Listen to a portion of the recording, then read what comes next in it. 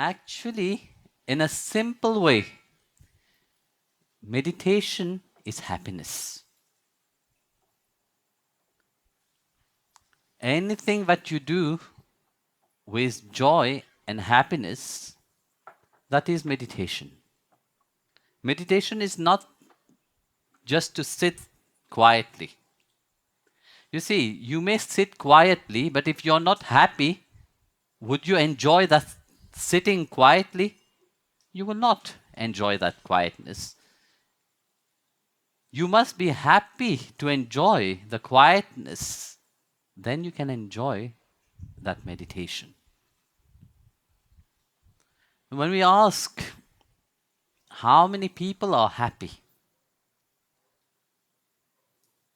Some will say, yes, I am happy because of this. I am happy because of that. Some will say, I'm searching for happiness. But in reality, there is no need to search for happiness. Your whole being itself is a being of happiness. It's just that we forget about it. We prioritize other things. We put priority to other things.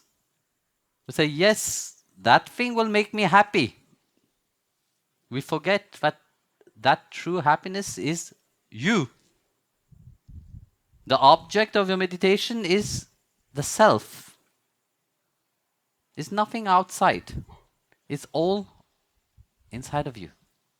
We are searching happiness in many things, but we are not searching for that true happiness inside of us. We are not becoming happy. Then the question will be, how shall we be happy? If I ask, when you have a dream to achieve something in life, what were you dreaming when you were small? Everybody had a dream, no? Everybody wanted to become somebody. But have you fulfilled that dream? Majority will say no. Why? Because we have been forced to become somebody else apart from ourselves.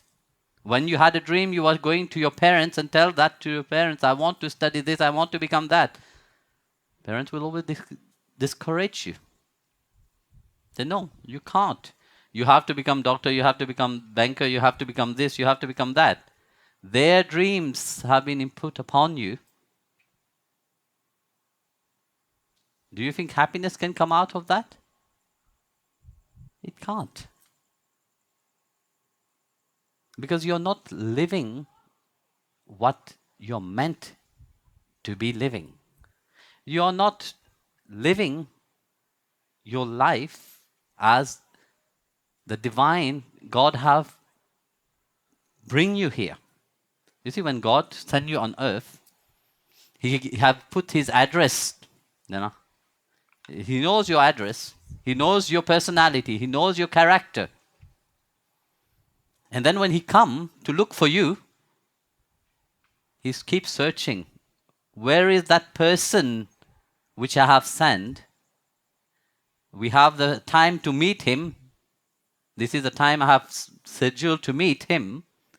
He come to look for you. And he see another person. He meet a different character. But he don't meet the person he have sent here to be. We think by looking at our mistake, our weaknesses, we see it as weaknesses because everybody have said that that is a weakness. You can't be that.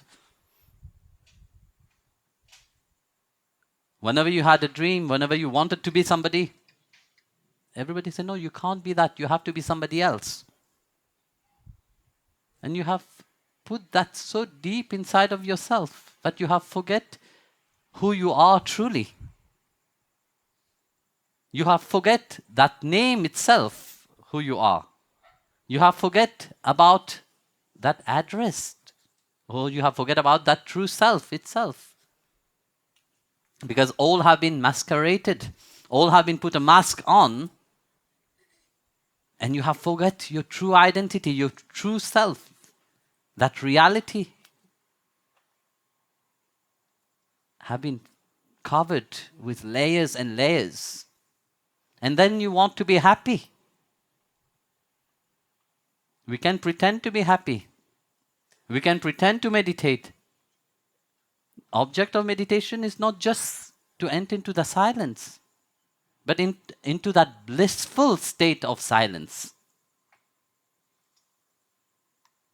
where each moment of your life, whatever you're doing, will be infused with that incredible happiness, that true joy. But each moment, wherever you are, whatever you're doing, become meditation itself.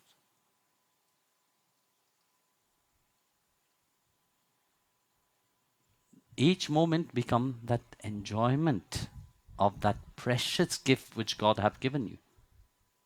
Life itself. And that is to look at your potential, to look at yourself, to look at your dream. Not the dream that you have now, but when you were small, who you wanted to be. To fulfill that dream itself.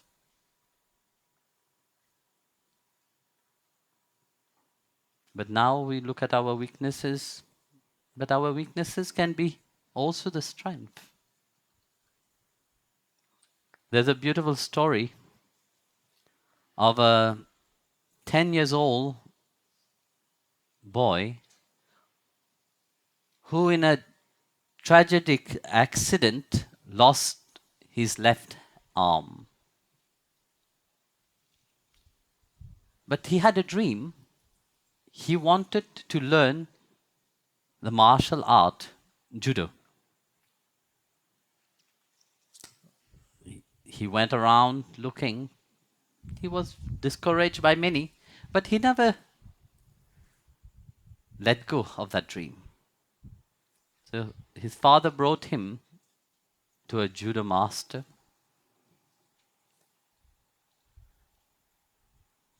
The master looked at him, scanned him,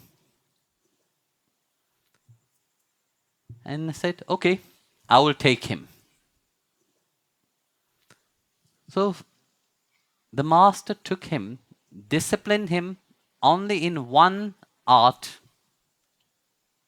So for 3 months, he learned only that technique. So after 3 months, he was wondering, Master, he took courage and asked his master. He said, "Master, may I ask you a question?" The master said, "Yes." "Do you know only one kind of, one technique only?"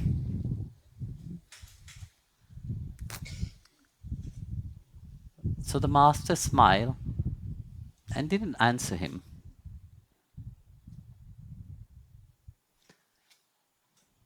So after some weeks, there was a tournament. So it was his first tournament. So the first 2 matches he won very easily. And on the third one, it was also very difficult. But the third tournament, he also win. So he won all 3. So he reached the final. When he reached the final, it was very tough because his opponent was very robust and very strong person. So it was quite difficult for him because he had known only one technique. He didn't know many techniques, only one technique he knew. So it was quite tough, but after some time, he managed to overcome his opponent.